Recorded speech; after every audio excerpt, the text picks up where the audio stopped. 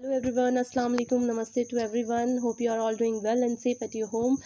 So in today's session I'm going to start a new topic, that is the ownership. जो इससे पहले वाला topic है position, वो मैं क्लियर आउट कर चुकी हूँ।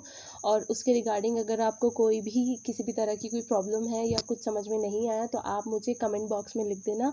और साथ के साथ में मैं जो पिछली वाली वीडियोस हैं वो आपको डिस्क्रिप्शन में उसका लिंक दे दूँगी, प्लीज़ जाके चेक कर लेना अगर आपने वो नहीं देखी हैं। और ऑफिशियली मुझे कहना पड़ेगा, please like share and subscribe if you literally like the video and if you have any suggestion then they are highly appreciated. So let's start the topic. सभ्य समाज में रहने के लिए अधिकारों का होना बहुत ज़रूरी है ना।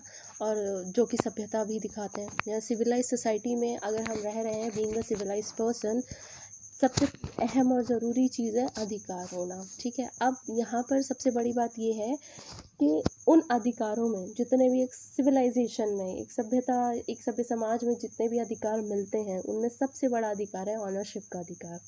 हम जो जद्दोजहद कर रहे हैं ना अपनी ज़िंदगी में, कुछ भी पाने की जद्दोजहद, घर गाड़ी और नौकरी, कुछ भी हम पाने की जद्दोजहद ऑनरशिप के पर्पज़ से कर रहे हैं। हमारे पास गाड़ी होनी चाहिए, हमारे पास इतना पैसा नहीं है, हम EMIs भर रहे हैं, क्यों? क्योंकि हमें वो गाड़ी ऑनरशिप में लेनी है, हमें घर हमने लेना है। हमें हमारी वैल्यू समाज में, सोसाइटी में तब है, लिटरली तब है जब हमारे पास उस चीज़ की ऑनरशिप है। हमारे पास अपना घर नहीं है, हम रेंटेड मकान में रह रहे हैं पिछले 10 साल से, 15 साल, 20-25 साल से।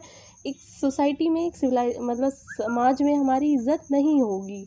या कह सकते हैं कि अधिकार जो हमें मिले हैं, जिन अधिकारों की हम बात कर रहे हैं, वो सबसे अहम और ज़रूरी अधिकार जो है, जैसे कि समझा जाता है ownership is the important right, है ना, from all of the rights. Legal system की बात कर लेते हैं।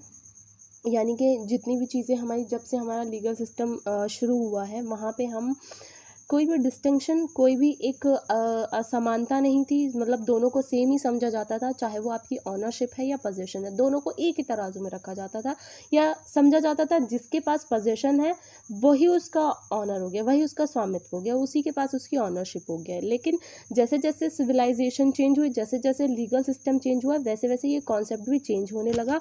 और उसके साथ साथ में ये दोनों चीज़ें जो है, पोजीशन एंड ऑनरशिप, दोनों को ही अलग ब्रांचेस की तरह ट्रीट किया जाने लगा। सिर्फ हाँ ये कह सकते हैं कि ऑनरशिप इंक्लूड्स पोजीशन, लेकिन position doesn't includes ownership all the time. बात कर रहे हैं ऑनरशिप और पोजीशन की, जैसे कि मैं बता चुकी हूँ इससे पहले भी, पोजीशन को एज अ टर्म यूज़ किया जाता है possess you, और जहाँ ऑनरशिप है उसको टर्म यूज़ की जाता है डोमिनियम।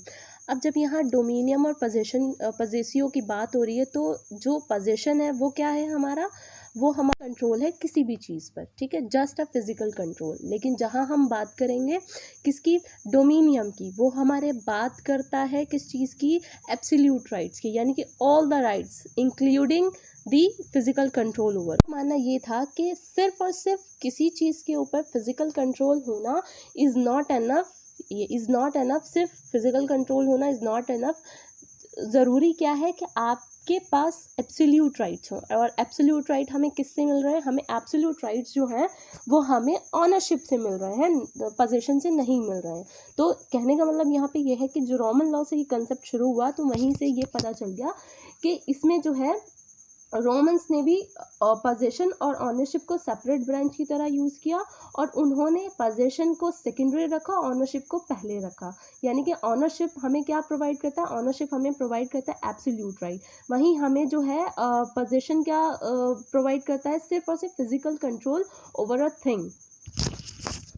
अब अगर बात करें एंशिएंट और इंग्लिश मिडिवल लॉ की बात करें, तो वहाँ पर जो था पोजीशन को ही ऑनरशिप मान लिया गया। यानी कि कहने का मतलब है, एक मिसकंसेप्शन था, मिसकंसेप्शन ये था कि पोजीशन जिसके पास है वो ऑनर है। यानी कि एक मिसकंसेप्शन क्या, कि जिसके होल्ड में कोई चीज़ है, पोजीशन में कोई चीज़ है, उसी को ऑनर मान लिया गया।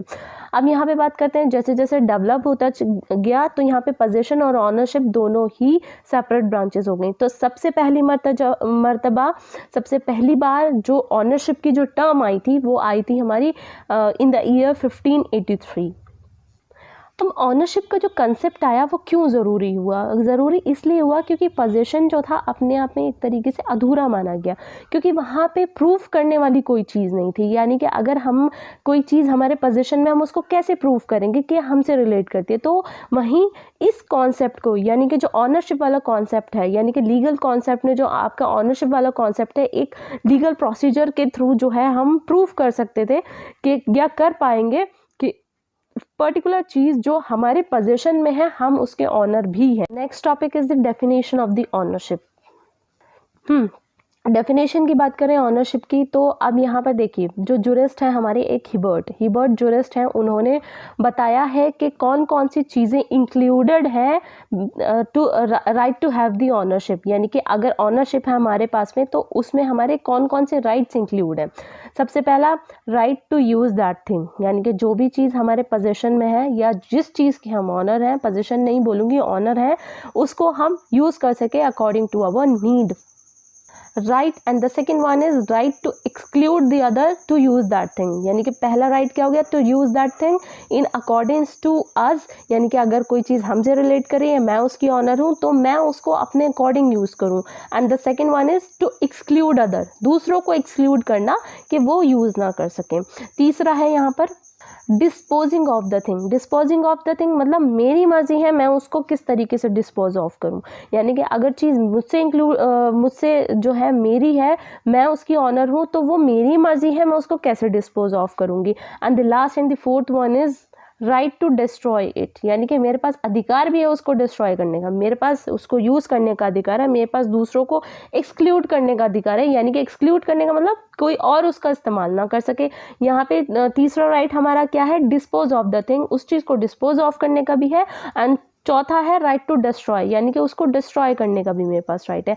अब आगे बात कर लेते हैं according to Black's law dictionary, उसके अकॉर्डिंग ऑनरशिप क्या कहती है, देख लेते हैं। ब्लैक्स लॉ डिक्शनरी में सीधा सा लिखा हुआ है ownership has been defined as collection of rights, यानी कि उन राइट्स का collection to use and enjoy property, यानी कि हम यूज़ भी कर सके और एंजॉय भी कर सकें उस प्रॉपर्टी को, including right to transmit it to others, हम उस प्रॉपर्टी को जो हमसे रिलेट करती है, हमारा अधिकार है, हम दूसरों को भी ट्रांसमिट कर सकते हैं, right to transmit it to others. So कहने का मतलब यहाँ पे ये है, देयरफॉर ऑनरशिप जो है वो किस तरह का कंसेप्ट है? हमारा डी जुरे कंसेप्ट है। डी जुरे कंसेप्ट है जिससे कि हमें क्या, उसको क्या मिली है? ऑनरशिप को रिकॉग्निशन मिली है थ्रू द लॉ।